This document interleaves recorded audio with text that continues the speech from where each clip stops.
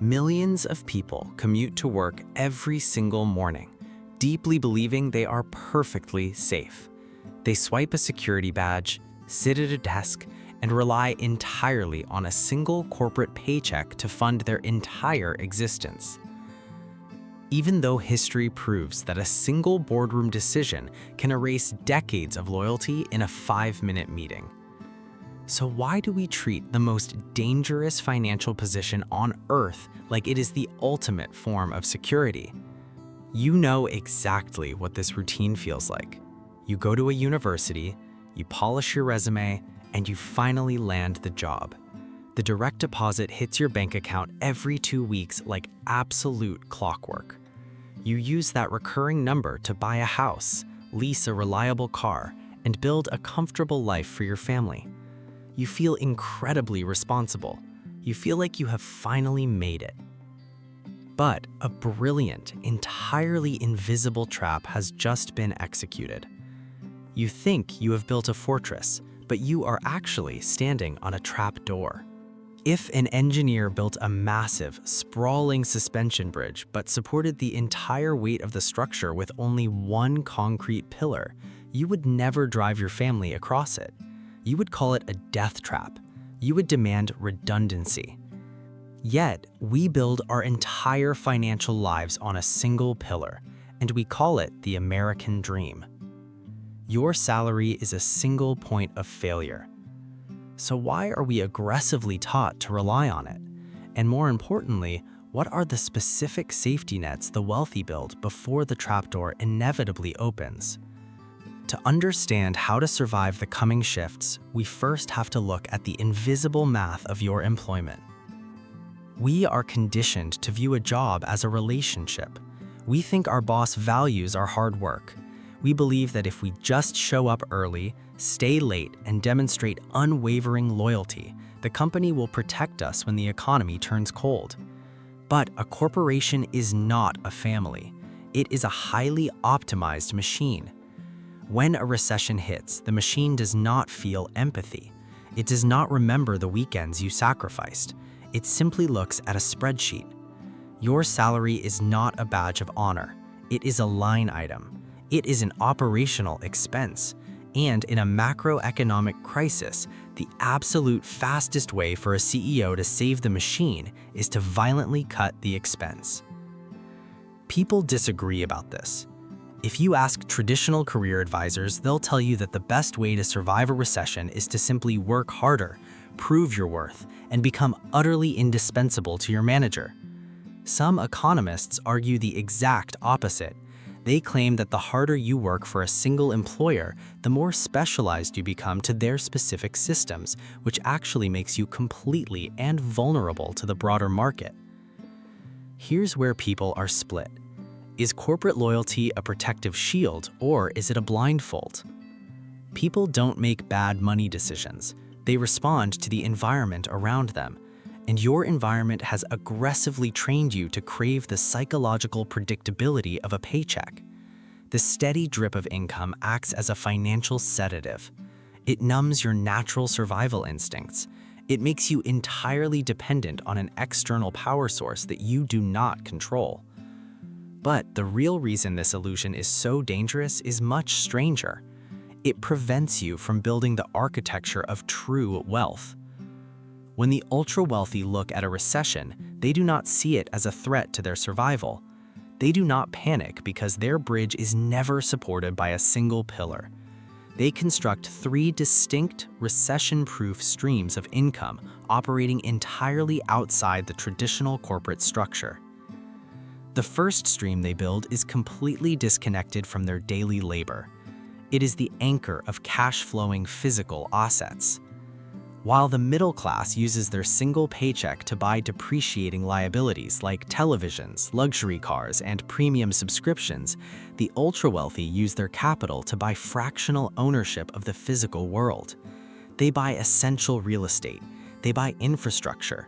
They buy dividend-paying businesses that provide absolute human necessities. They know that in even a severe economic depression, human beings will always need shelter, power, and basic goods. This stream does not care if you get fired. It does not care who the CEO is. It pays you simply because you own it. It is the ultimate hedge against corporate downsizing because it shifts your position from the one providing the labor to the one collecting the rent. But an anchor alone is not enough to build massive wealth. So the second stream they build is the lever of scalable equity. The greatest mathematical danger of a traditional 9-to-5 job is that your income is strictly bound by the hands of a clock. You can only physically work so many hours in a week. Your earning potential has a hard ceiling. The wealthy build income streams that completely sever the link between time and money. They build digital products, media assets, automated software, or licensing agreements. They create a system once, and it sells 1,000 times while they sleep. During a recession, when corporate budgets freeze and salaries stagnate, this scalable stream acts as an independent engine. It relies on the massive, frictionless scale of the internet, completely bypassing the gatekeepers of a traditional corporate hierarchy. It allows them to capture revenue from a global audience rather than begging for a 3% raise from a middle manager. Yet, even with physical assets and scalable equity, the market can be deeply unpredictable. So they build a third stream which acts as the ultimate shield. This is the decentralized skill set. Society tells you to hyper-specialize for one specific corporate role. You are taught to become the best mid-level logistics manager at one specific company. You learn their proprietary software. You learn their corporate culture. But if that company goes bankrupt, your highly specialized skill is instantly rendered worthless. You cannot take it anywhere else. The wealthy, however, cultivate high-income skills that transfer seamlessly across every single industry on Earth. They learn elite sales, direct response copywriting, capital allocation, or complex problem-solving. These are skills that directly generate revenue. When a recession hits, businesses panic. They fire their middle managers. They cut the bloated departments. But a business will never, ever fire someone who consistently brings new money through the front door. They will always pay a premium for the person who knows how to generate cash in a cold market. A decentralized skill set means your value is not tied to a specific logo on a building. Your value is tied to your ability to produce a measurable result anywhere at any time. The biggest financial advantage isn't intelligence, it's which game you're playing. The middle class is playing a game of single-source survival. They are terrified of losing their job because it is the only stream of water feeding their reservoir. The wealthy are playing a game of systemic redundancy. If one stream dries up, the reservoir remains full. Let's slowly reveal the invisible forces holding the traditional system together. The incentives of the corporate world are meticulously designed to demand 100% of your time, focus, and energy. By keeping you exhausted, they ensure you never have the bandwidth left on the weekends to build these outside streams of income. The structures of modern society tie your essential human needs, like healthcare insurance and social status, directly to your job title. This makes the idea of building independent income feel terrifying, almost like a betrayal of the norm.